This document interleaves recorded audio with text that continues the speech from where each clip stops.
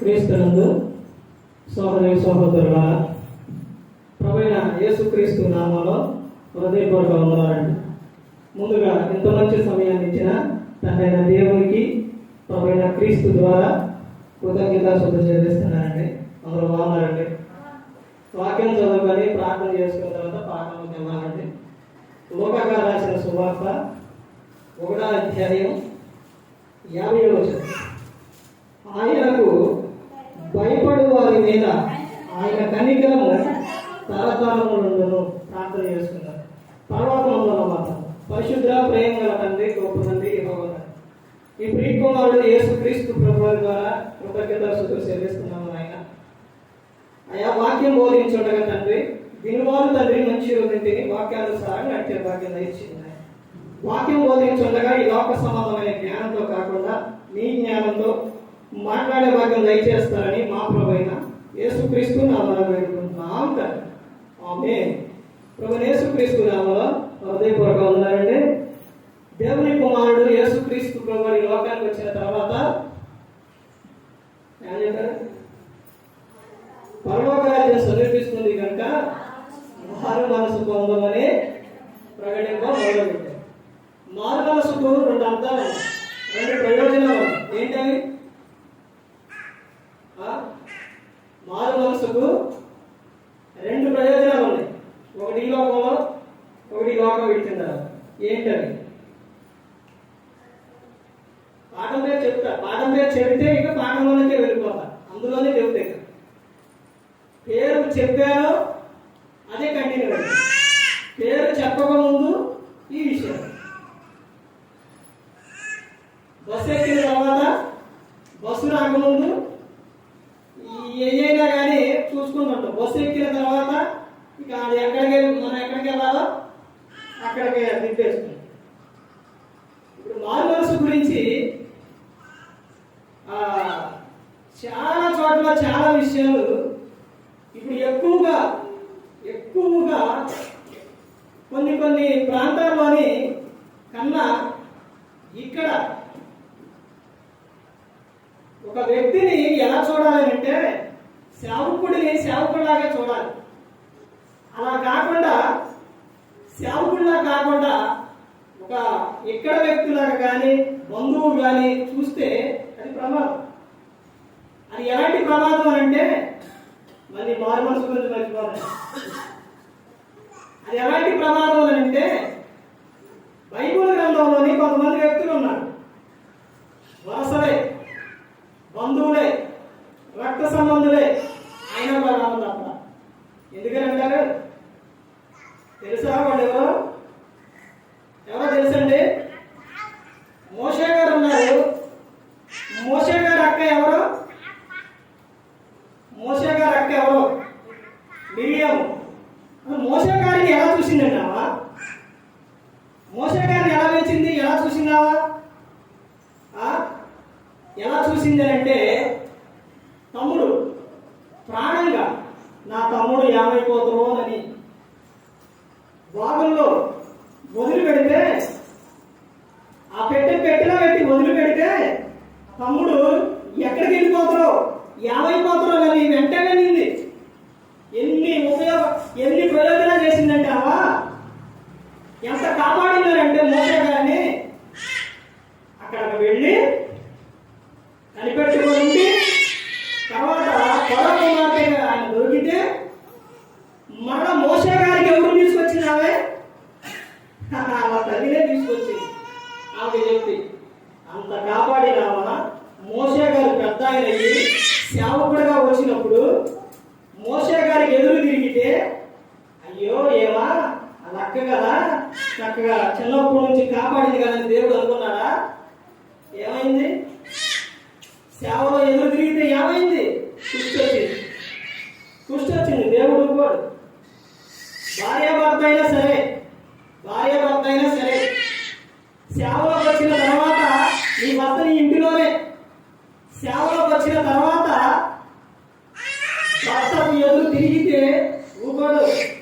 దేవుడు సేవకుడు ఎవరనుకున్నారు? దేవుడు ఏర్పరచుకున్న వ్యక్తి, దేవుడు పిలుచుకున్న వ్యక్తి ఎన్నో సేవల్లో ఎన్నో ఇబ్బందులు ఎన్నో ఉంటాయి. అన్నిటిని దాటుకొని సేవకుడు. రోజు ఎన్ని ప్రమాదాలు తెలుసండి నాకు. అయిపోతానే ఇక నేను రానేమో అనుకున్నా.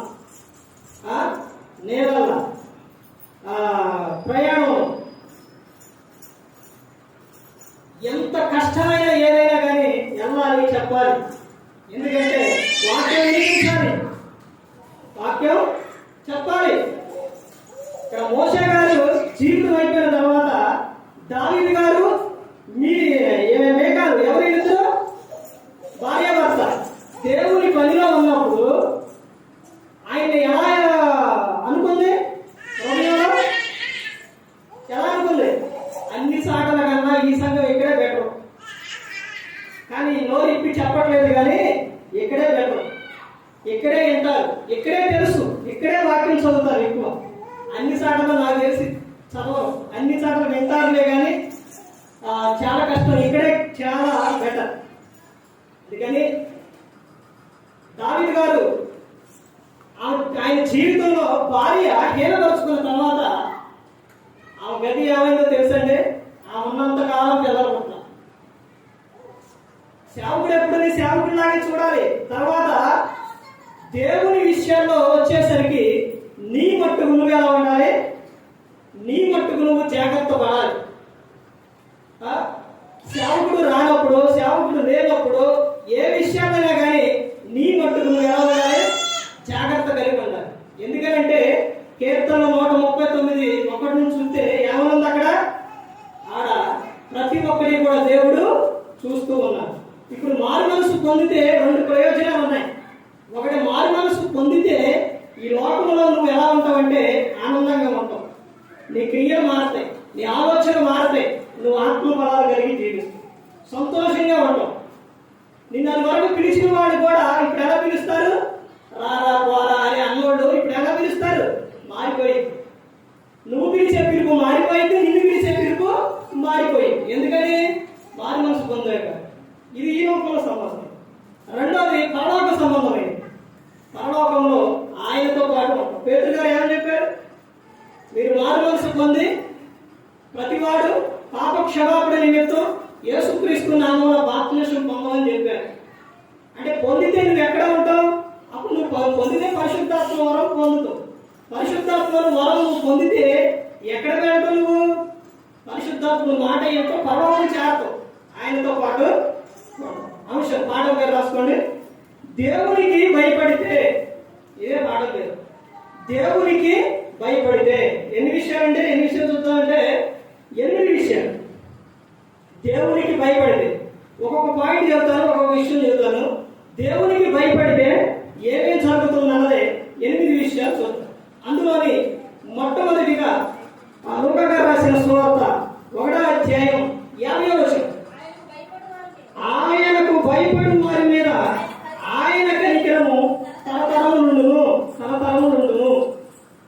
ఒక విషయం మనం చదివామంటే మన ఆలోచనలోకి, మన బ్రెయిన్లోకి ఎన్ని ఆలోచనలు రావాలి, చాలా ఆలోచనలు రావాలి. ఏంటి, నేను దేవునికి భయపడుతాను, నేను భయపడితే ఆయన కనికరం నా మీద ఉండిద్దంట. ఎప్పుడు ఉండిద్దంట, తరతరాలు ఉండిద్దంట. నేను తరతరాలు ఉండిద్దా, అప్పుడు ఎమ్మంటే నీకు గుర్తు రావాలి. ఏం గుర్తు రావాలి, ఒక అధ్యాయం గుర్తు రావాలి.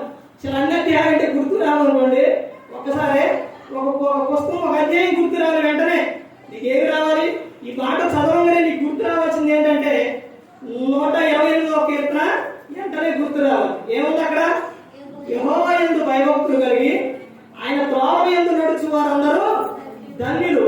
నిశ్చయముగా నీవు నీ చేతుల కష్టార్జితం అనుభవించేదవు, నీవు ధన్యుడువు, నీకు మేలు కలుగును, నీ లోబడి నీ భార్య ఫలించు ద్రాక్ష వలె, నీ పిల్లలు వలెవ మొక్కల వలె ఉందురు. ఇంకా యెహోవా యందు భయభక్తులు గలవాడు ఎలాగో ఆశీర్వదింపబడును, సీయోనులోని యెహోవా నిన్ను ఆశీర్వదించును, నీ జీవితకాలం అంతయు యెరూషలేమునకు క్షేమం కలుగుట చూచెదవు, నీ పిల్లల పిల్లలను నీవేం చేస్తావు చూడవు.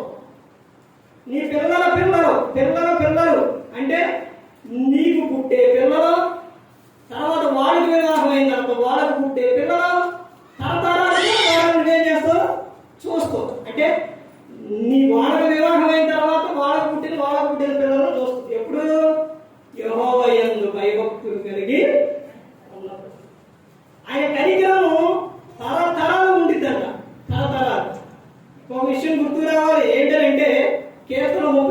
కీర్తన. యెహోవా యందు భయభక్తులుగా వారి చుట్టూ ఏముంటుందంటే ఏముంటుంది? దెయ్యం ఉండిద్ది. ఆయన యందు భయభక్తులు కలిగితే ఎవరి చుట్టూ దెయ్యం ఉండిద్ది ఉండదు. ఎవరుంటారు? దేవదూత. దేవదూత ఏముంటుంది? కావలి ఉంటుంది.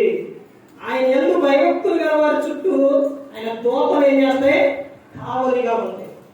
ఇక్కడ ఆయన కనికరం ఎప్పుడు ఉంటుందనంటే, నువ్వు దేవునికి భయపడితే తరాలు కూడా ఆయన కనికరము నీ మీద, నీ కుటుంబం మీద ఉంటుంది. తర్వాత ఇంకా ముందుకెళ్తే చూడండి, సామెతలు 19వ అధ్యాయం. సామెతలు 19వ అధ్యాయం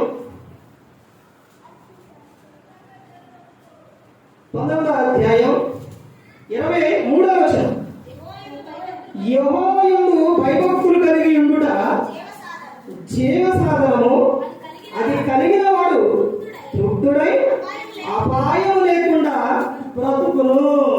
దేవుని యందు దేవునికి భయపడితే రెండవ విషయం ఏంటంటే అపాయం రాకుండా బ్రతుకు. ఏ అపాయం రాకుండా ఆయన నిన్ను కాపాడు. కీర్తనలో 121వ కీర్తనలో ఉంటుంది. నీ రాకపోకల యందు ఆయన నిన్ను కాపాడు. ఏ అపాయం రాకుండా దేవుడు నిన్ను ఏం చేస్తాడో కాపాడు. దేవుని యందు భయభక్తులు కలిగిన వారు ఏ విధంగా ఉన్నారో, దేవుని యందు భయము భక్తి లేని వారు ఏ విధంగా ఉన్నారో మనకు కనబడుతూ ఉంటారు.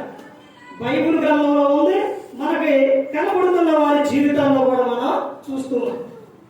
ఆయన యందు భయభక్తులు కలిగి ఉంటే ఆయన కనికరము తరతరములు ఉంటుంది. దేవునికి భయపడితే ఏ అపాయం రాకుండా నిన్ను ఆయన కాపాడు. యోధులు నేను ప్రయాణమే వెళ్ళేటప్పుడు అక్కడ లక్ష్మీపురం ఇలా దిగిన తర్వాత ఇలా దిగినప్పుడు నీళ్ళు లేవు, అంటే పొద్దుకున్నాయి. అలా ముందుకు వెళుతున్నప్పుడు ఇద్దరు వ్యక్తులు మధ్యలో ఉన్నారు. ఇద్దరు వ్యక్తులు వద్దు రావద్దు అలాగా అనలేదు. అట్ట ముందుకు వెళుతున్నా అట్ట దాటి అమ్మగానే అటు ఇక్కడ నుంచి అంత దూరం బాగోలు ఇంటి అంత దూరం ఒక వ్యక్తి వద్దు రావద్దు రావద్దు రావద్దు ఇంకెక్కడ మధ్యలోకి వచ్చేసా. వరద ప్రవాహం ఉందండి, కాలు ఆపితే బండి ఆపితే వెళ్ళిపోయింది, దిగే ఛాన్స్ లేదు.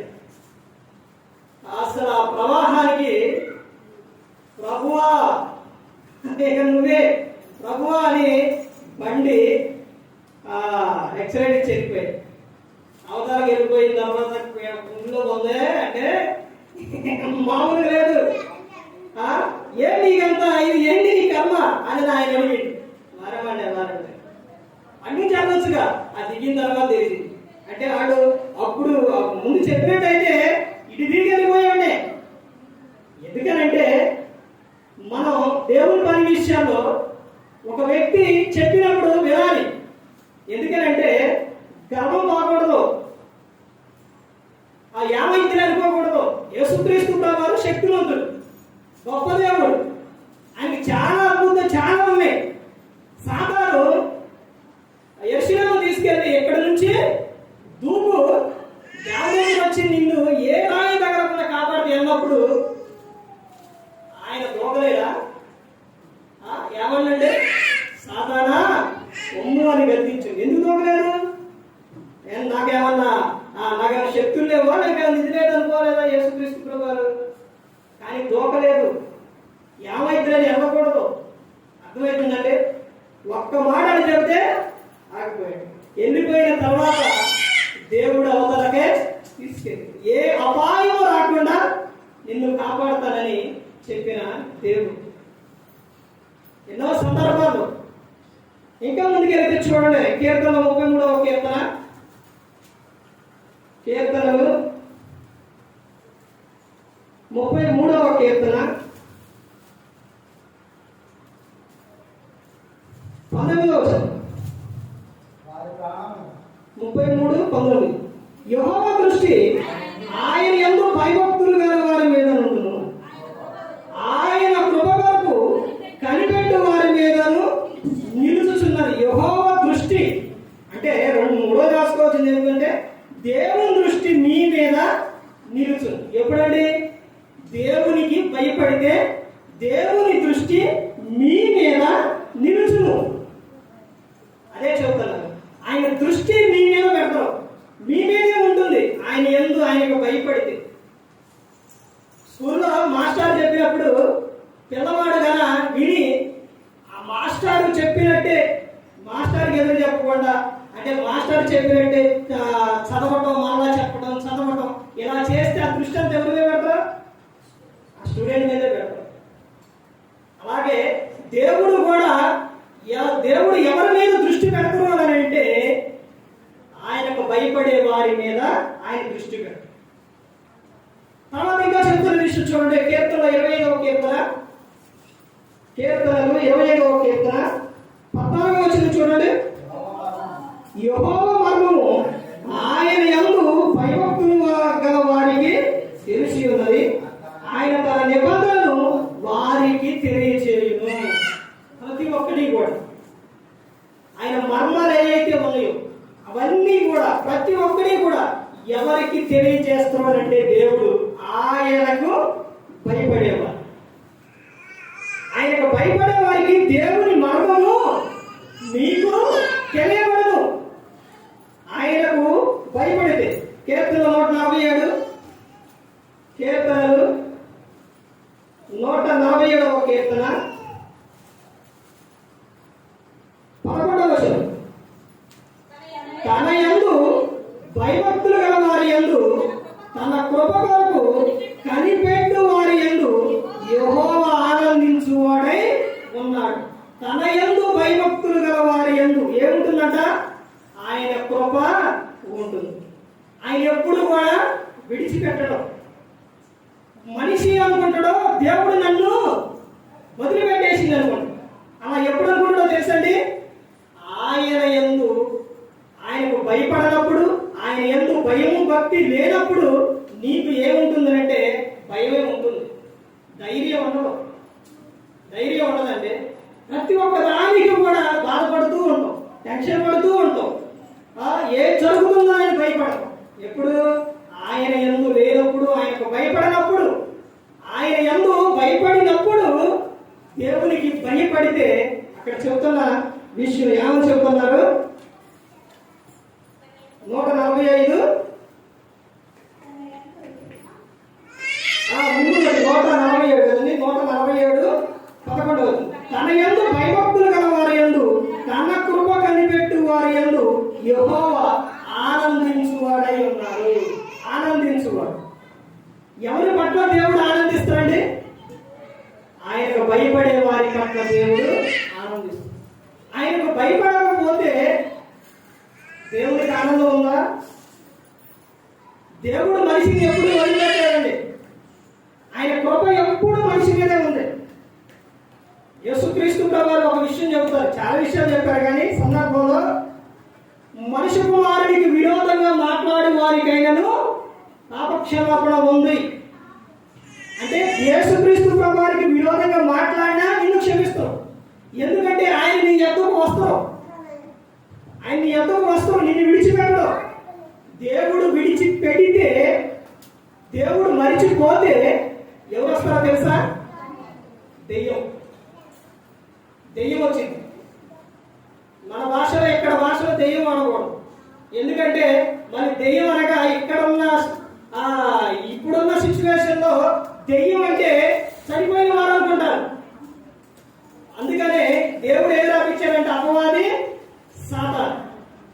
అపవాది సాతాను. దేవుడు కన్నా దేవుని ఆత్మ లేకపోతే ఎవరు వస్తారు? దెయ్యం వచ్చింది రాలేదు, అపవాది వస్తారు. సౌలు దేవుని మాట వినట్లేదండి.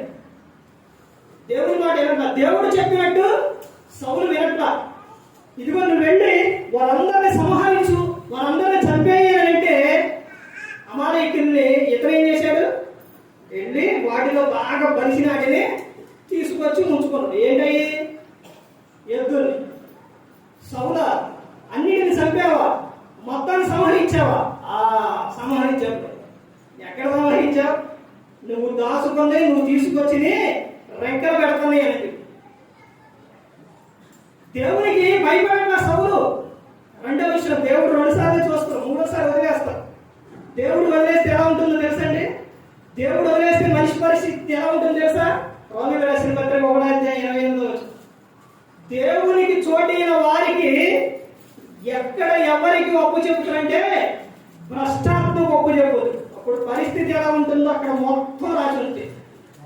ఇప్పుడు తర్వాత అక్కడ జరిగిన విషయం తర్వాత ఒక సేవకుడికి భయపడాలి. ఎవరు? సౌలు. ఒకసారి ఒక చాట వెళ్ళిన ప్రదేశంలోని సేవకుడు రావటం లేట్ అయిపోయింది. అంటే ఎవరా సేవకుడు? అక్కడ ఉన్న వ్యక్తి ప్రవక్త అనుకోండి. ఎవరతను? సౌలు గారిని అభిషేకించిన ఆయన, దావీదు గారిని అభిషేకించిన ఆయన. ఎవరు?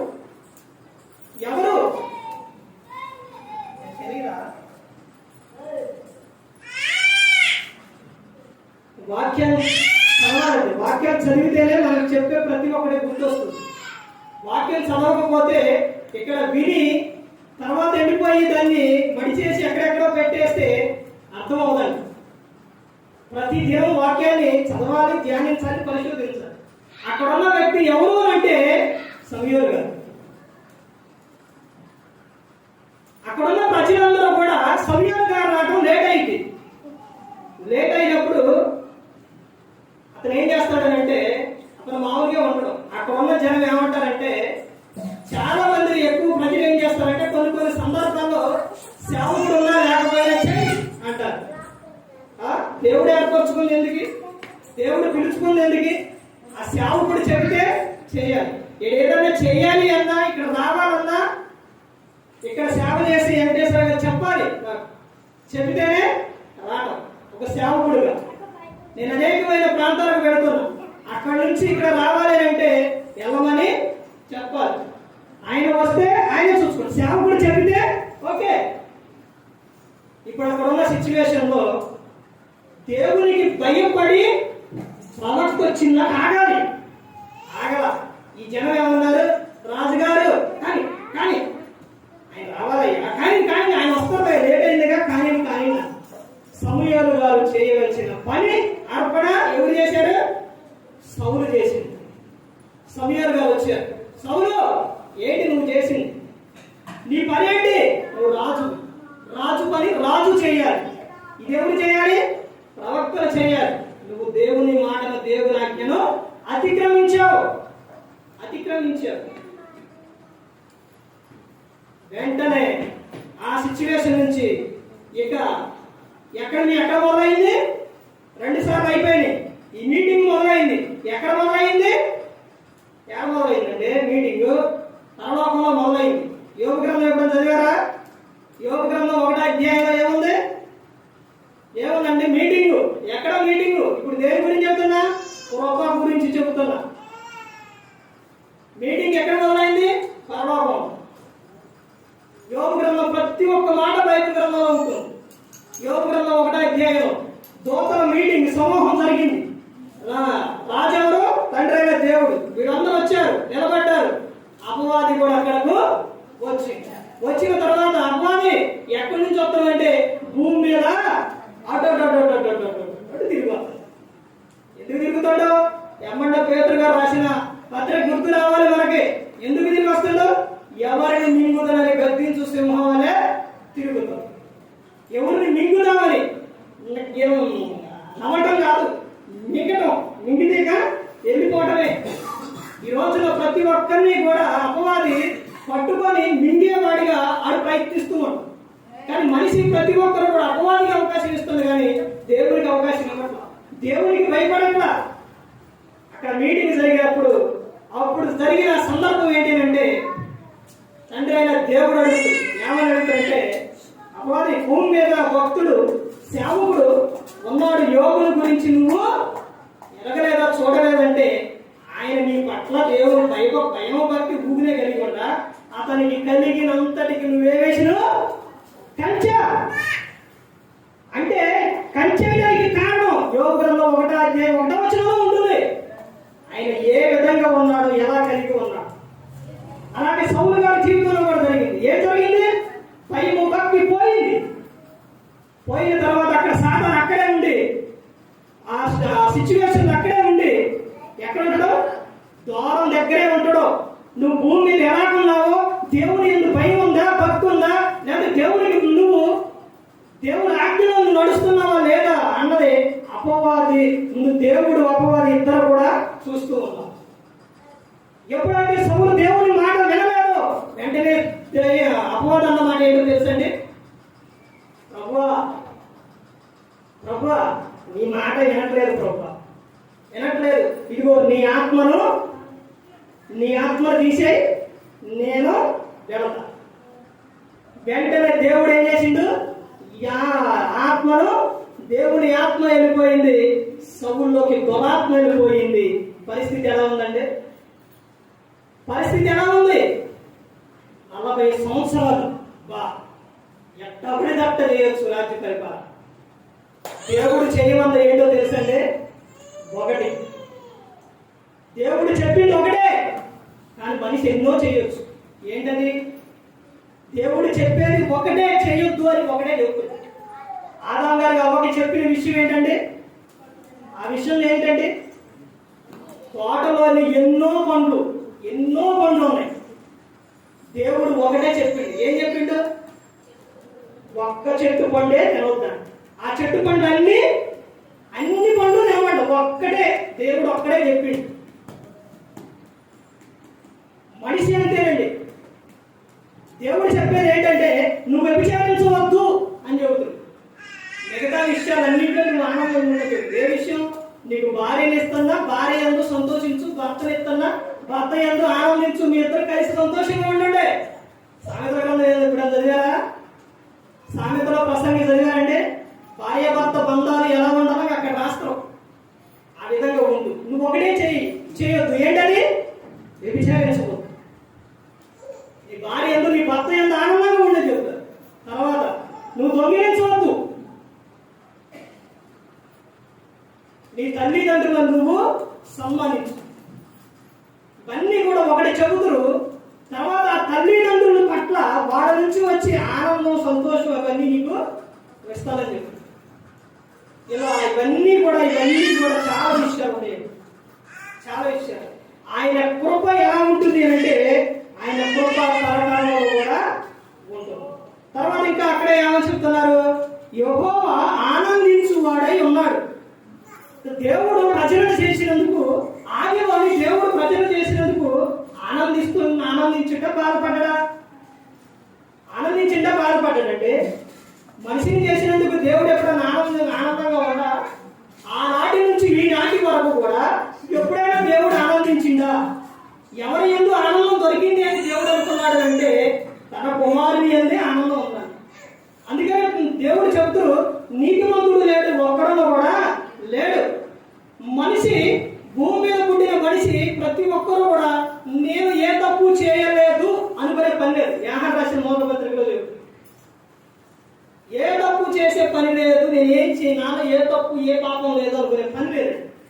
నువ్వు అబద్ధం ఆడట్లేదా? ఇంకోటి చేస్తావు. నువ్వు దొంగిలించట్లేదా? నువ్వు ఇంకోటి చేస్తావు. నువ్వు నీతిగా ఉంటున్నావా? నువ్వు బూతులు మాట్లాడట్లేదా? లేకపోతే బూతులు మాట్లాడకపోతే పోగిరి మాటలు మాట్లాడుకోవట్లేదా? లేకపోతే ఇంకొకటి ఏదో ఒకటి మనిషిలో ఉంటుంది. ఎప్పుడు ఆనందించిందండి దేవుడు? ఆదిలోని దేవుడు చేసిన తర్వాత, మనిషిని చేసిన తర్వాత ఆదాము అవ్వ విషయంలో ముందు కొన్ని రోజులే ఆనందించిండు. అవునండి, చెప్పే కరెక్టేనా? కొన్ని రోజులే. ఆదికాండం 1వ అధ్యాయం చదివారా? 2వ అధ్యాయం చదివారా? ఎన్ని రోజులు సంతోషించిందండి? కొన్ని రోజులు పాటే. అలాగే మనిషి ఈ లోకంలో దేవుని దగ్గరకు వచ్చిన తర్వాత, దేవునిలో రావడం అంటే మామూలు రావడం కాదు. నువ్వు బాప్టిజం తీసుకున్న తర్వాత నీ పేరు అక్కడ లెక్కించబడింది. అప్పుడు నుంచి దేవుడు నీ పట్ల ఎన్ని రోజులు ఆనందించిండు అంటే జీవితకాలం అంతా కూడా ఆనందిస్తూ ఉన్నాడా? లేకపోతే ఎప్పుడు కూడా బాధపడుతూ ఉన్నాడా? ఆయన ఆనందపరిచే పనులు చేస్తున్నావా? దుఃఖపరిచే పనులు చేస్తున్నావా? ఆదాముని అవ్వలు చేసిన తర్వాత కొన్ని రోజుల పాటు ఆనందించింది దేవుడు. తర్వాత ఏం చేశారంటే ఆజ్ఞను అతిక్రమించారు. అలాగే నువ్వు బాప్టిజం పొందిన తర్వాత ఎంతకాలం నువ్వు దేవుని సంతోషపెట్టే వారిగా ఉన్నావు. ఆయన తర్వాత అక్కడ నుంచి ముందుకు వస్తున్న తర్వాత మనుషులు చేసే తప్పులకు దేవుడు ఏం చేసిందంటే హృదయంలో నొచ్చుకున్నాడు. నొచ్చుకొని నోవహు గారి కాలంలో జరిగిన విషయాల్లో వాడు చేసిన తప్పులకు వీళ్ళు ఉంచకూడదు దేవుడు అనుకున్నాడు. ఉంచకూడదు అనుకున్నాడు. వాడ తయారు చేయించి అందులోకి వస్తే ఆనందంగా ఉంటారనుకుంటే దేవుని మాట విన్నారంటే వినలేదు. లోతు గారి జీవితంలో అదే జరిగింది. ముందు దేవుడు హెచ్చరిస్తాడు, చెబుతురు, వినకపోతే తర్వాత తీసేస్తాడు. ఆయన ఆనందించాలి అంటే ఆయనకు భయపడితేనే ఆయన ఆనందిస్తాడు. తర్వాత ఇంకో విషయం, ఇంకా ముందుకెళ్తే చూడండి, యెషయా గ్రంథం 33వ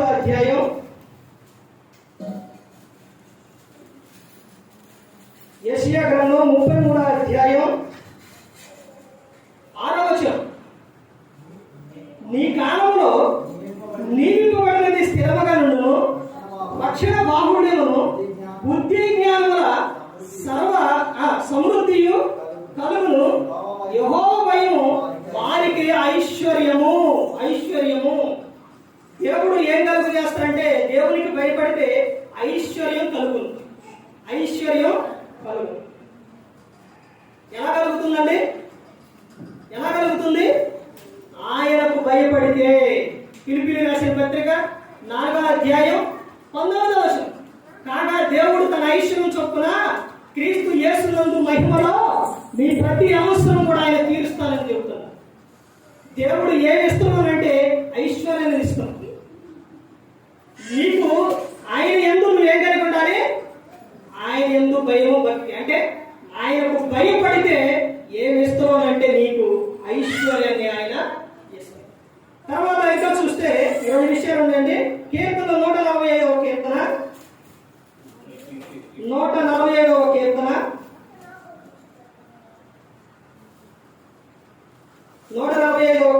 19వ వచనం చూడండి. తన యందు భయభక్తులు గల వారి కోరిక ఆయన నెరవేర్చును, వారి మొర ఆలకించి వారిని రక్షించును. ఆయన యందు భయభక్తులు గల వారి కోరిక.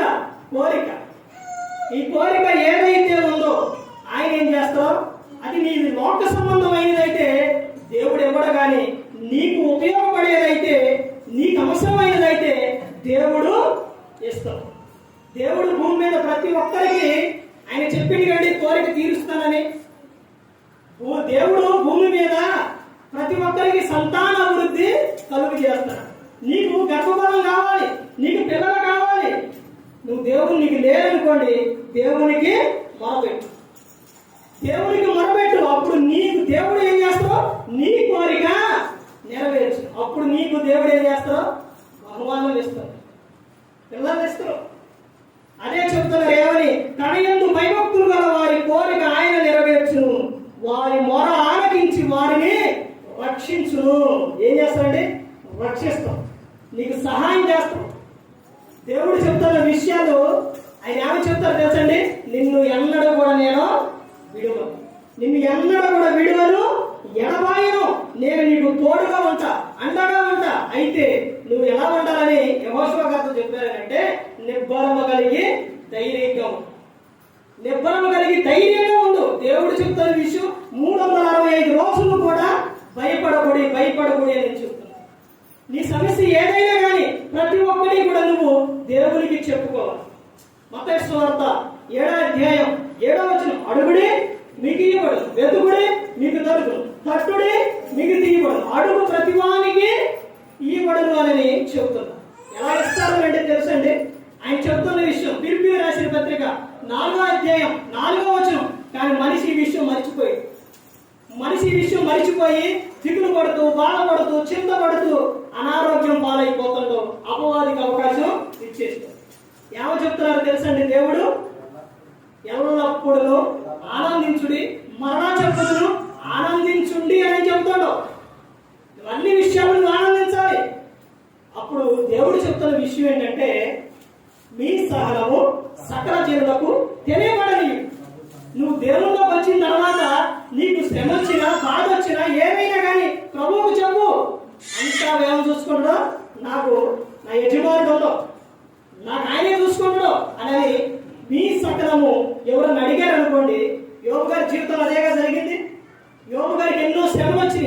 వచ్చిన తర్వాత భార్య వచ్చేమంది, ఎందుకు ఇంకా దేవుడు దేవుడు అంటావు?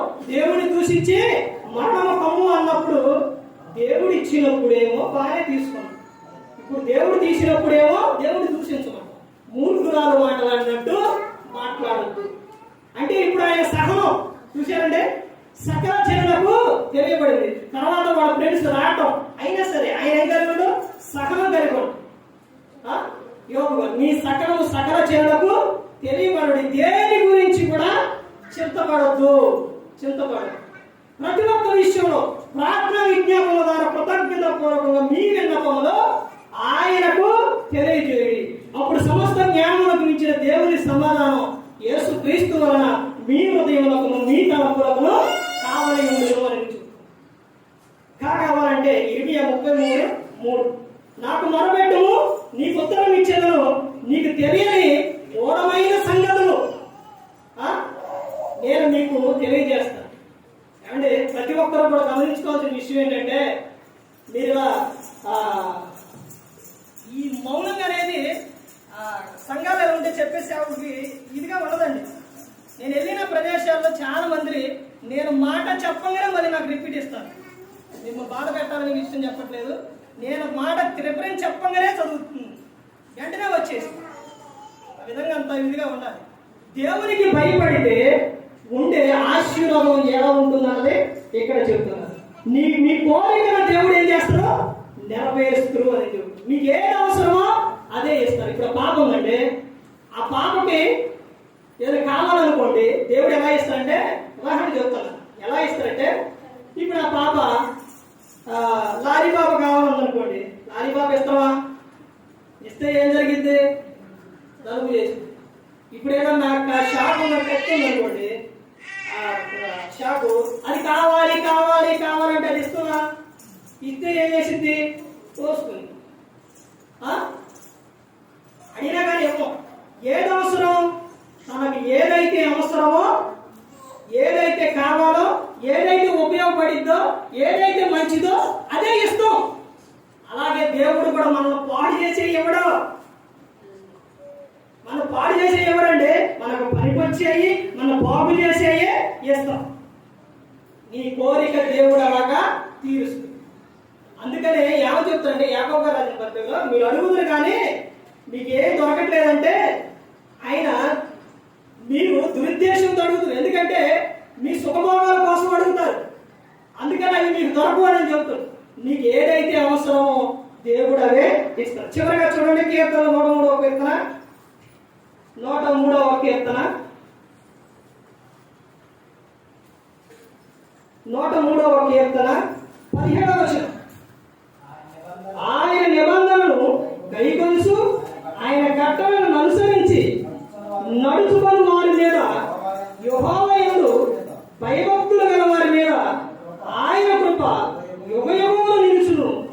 ఆయన నీతి వారికి పిల్ల పిల్ల తరమును నిలుచును. ఇప్పుడు రాసుకోవాల్సిన విషయం ఏంటంటే దేవుని కృప మీ మీద యుగ యుగములు నిలుచును. తర్వాత ఎవరి మీద ఉంటుందట? యుగ యుగాలు అంటే మీ పిల్లల పిల్లల మీద ఉంటుంది. ఈ సందర్భంలో మీకు ఒక విషయం, పిల్లల గురించి ఒక విషయం చెప్తాను. ఏంటంటే పిల్లలు తప్పు చేసినప్పుడు గద్దించాలి, బెత్తం వాడాలి. అలా చేయనప్పుడు ఎవరు యాక్షన్ తీసుకుంటారని అంటే దేవుడు తీసుకుంటాడు. దేవుడు యాక్షన్ తీసుకుంటాడు. దేవుడు తీసుకుంటే ఏం చేస్తారంటే దేవుడు 2 విధాలు తీసుకుంటాడు. తండ్రి పిల్లల విషయంలో భయభక్తుల్లో వారిని పెంచినప్పుడు దేవుడు ఏం చేస్తారంటే బయట వారికి అప్పగిస్తాడు. వారు ఏం చేస్తారంటే తిడతారు, కొడతారు, దేశంలో పెడతారు. అప్పుడు కూడా వినకపోతే దేవుడు యాక్షన్ తీసుకుంటాడు. దేవుడు యాక్షన్ తీసుకుంటే తీసేయాలి. ఎక్కడ ఉంది ఈ విషయం నేను చెప్పింది? నా గురించే అనుకున్నారా?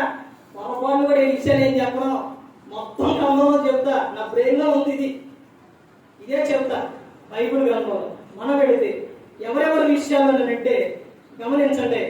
1 దావీదు గారి విషయానికి వచ్చేసరికి అమ్నోను తామారు విషయాలు, పిల్లల్ని గద్దించే హెచ్చరించే విషయాన్ని దావీదు గారి జీవితంలో జరిగిన విషయం చెప్పి ముగిస్తాను. దావీదు గారు రాజు అయినప్పుడు ఆయనకు భార్యలు చాలా మంది ఉన్నా తండ్రి ఆయన ఒక్కడేగా దావీదు. ఆయనకు పిల్లలు, ఈ పిల్లలు ఈ భార్యగా పుట్టారు.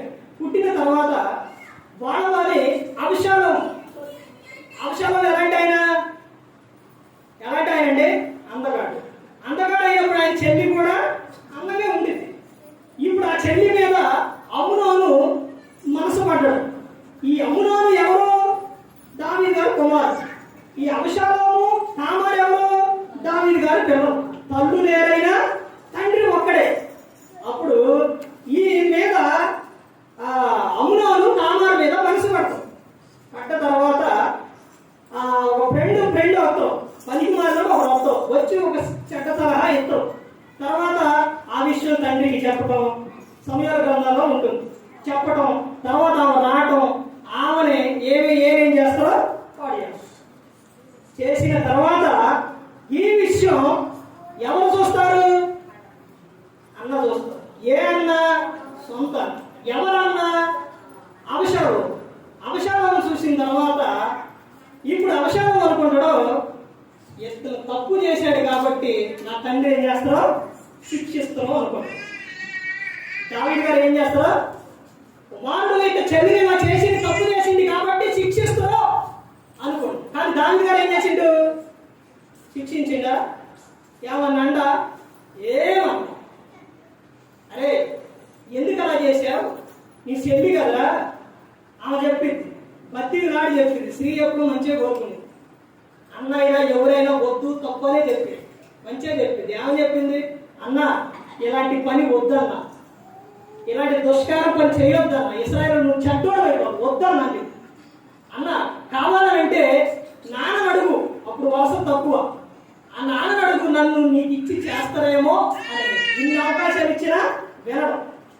ఇప్పుడు దావీదు గారు కూడా చెల్లి తామారు ఎలాగైతే అన్నదో అదే విధంగా అరే నువ్వు చేసింది తప్పు, నీ చెల్లి మీద చేయాల్సిన ఇది తప్పురా చేయదు ఎందుకు చేసినట్టు దండించినట్టయితే ఆయనకు ప్రమాదం తప్పేది. శిక్షించరా దేవుడు చూసిండు. దావీదు గారు కూడా తప్పు చేసిండు, పశ్చాత్తాపడ్డా ప్రవక్తను పంపించిండు. అప్పుడు తెలియపరిచిన తర్వాత అప్పుడు పొప్పగూలిండు.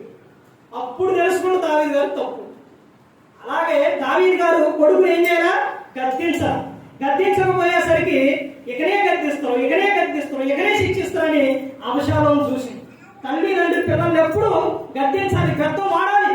అలా దావీదు గారు చేయలేదు కాబట్టి ఏం జరిగింది అంటే కొన్ని రోజులు అభిషాలం చూసి ఫంక్షన్ ఒకటే ఈ విషయం మర్చిపోయారు అనుకున్నారు. గాయపడ్డ వ్యక్తి మర్చిపోడు. తప్పు చేస్తే ఎవరి ప్రాయంలో ఎవరైనా సరే పాపం చేస్తే తప్పు చేస్తే బైబిల్ గ్రంథంలో వాడి జీవితకాలం అంతా ఆనందంగా సంతోషంగా ఉన్నట్టు లేదు. ఎప్పుడైతే పాపం చేస్తారో పాపానికి జీతం మరణం, వాడు అయిపోయినట్టే తీసేసింది. ఎలాగా ఈ విషయం అందరూ మర్చిపోయారు అనుకునే సమయంలో అభిషాలం ఫంక్షన్ ఏర్పాటు చేసి డాడీ దగ్గరికి బావులు పిలిస్తే రాడు, ఆ చెల్లిని ఎలా చేసిందని దావీదు గారి దగ్గరికి వెళ్ళి నాన్న మరి అన్నయ్య ఎలా పంపించు, అన్న తమ్ముడు పంపించు అని చెప్పి ఆలోచిస్తారు. సరళని అన్నయ్య పిలిచిన ఆయన ఎవరో అన్న తమ్ముడు అనుకోండి, సహోదరుడు అయితే పంపించిన తర్వాత మద్యం మందు ద్రాక్షరసం ఎక్కువ పోషించేసి అక్కడ ఉన్న పనివారికి చెబుతారు, ఈ వేసేయండి అని చెప్పు. ఏం చేస్తారు వాళ్ళు? చంపేస్తారు. చూసారా ఎంత భవిష్యత్తు అండి. ఆ చెల్లి ఎంత చెప్పిందండి, వద్దన్నా తప్పన్నా అని చెప్పిన ఎన్నైందా వినలేదు. ఇక బతికొండ యవనంలోనే అదే చెప్తారు. ప్రసంగి 7:17 ప్రతి ఒక్కరికి గుర్తు రావాల్సిన విషయం. ప్రతి ఒక్కరికి ఏమని? అధికంగా దుర్మార్గ పనులు చేయకము, బుద్ధిహీనంగా తిరగకము, నీ కాలానికి ముందు నువ్వు ఎలా చనిపోదు అని చెప్పారు. తర్వాత జరిగిన విషయం ఏంటో తెలుసండి. అభిషాలం తండ్రికి ఎదురు తిరిగాడు.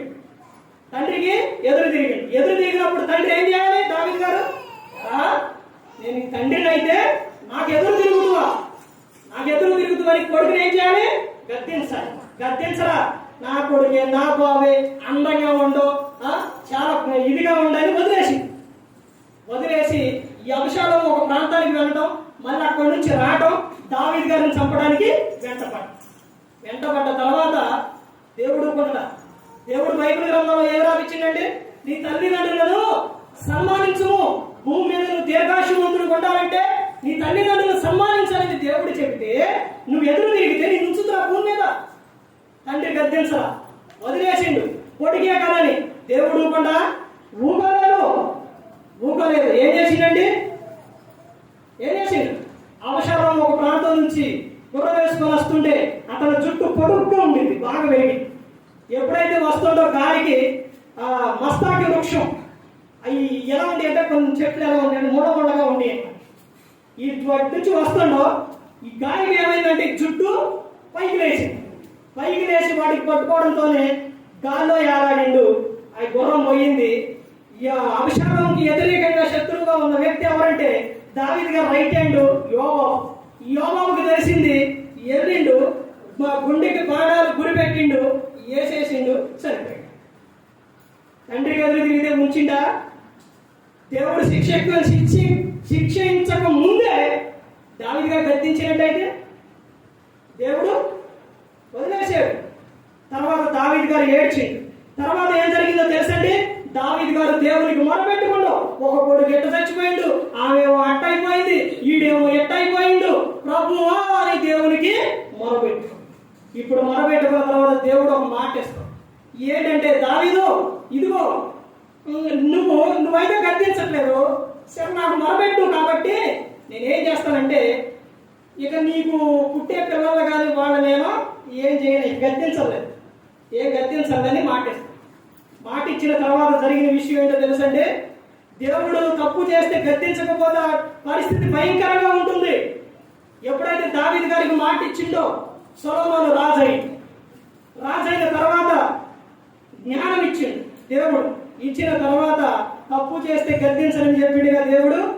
ఆ తర్వాత సొలొమోను క్రమంగా దేవుని మాటకు మీరి భార్యను చేసుకోవడం, తర్వాత విగ్రహారాధనకి వెళ్ళి తిరిగిపోయాడు. అదే ఉన్న విధానంలో అప్పుడే ఉంటే ఈ సొలొమోను కూడా దేవుడు ఏం చేసేవాడు? గద్దించాడు. చూశారండి?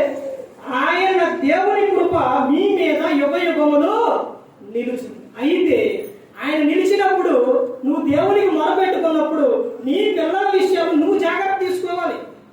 అదే దేవుడు చెప్పాడు. తీసుకోకపోతే నీ యాక్షన్ తీసుకుంటే ప్రమాదకరంగా ఉంటుంది అని చెప్తాను.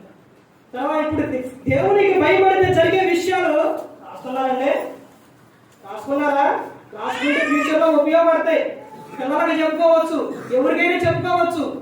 రాసుకోకపోతే మాత్రం నీకే ప్రాబ్లం. అక్కడ ఏమని చెప్తానంటే, ఒకటి, అపాయం లేకుండా బ్రతుకును, దేవుని దృష్టి మీ మీద నిలుచును. దేవునికి భయపడితే దేవుని మర్మం మీకు తెలియబడును, దేవుడు మిమ్మును బట్టి ఆనందించును, దేవుడు ఐశ్వర్యము కలుగును. ఏమిస్తాడు? ఐశ్వర్యం కలుగు చేస్తాడు. ఎప్పుడు? దేవునికి భయపడితే. దేవుని కనికరము మీ మీద తరతరములు ఉండును, మీ కోరికలు దేవుడు నెరవేర్చును, దేవుని కృప మీ మీద యుగములు నిలుచును. ఎప్పుడండి ఇవన్నీ ఎప్పుడు జరుగుతాయి? దేవునికి భయపడితే. అర్థమైందండి? దేవునికి భయపడితే దేవుని మందిరం విషయంలో నువ్వు జాగ్రత్త తీసుకో.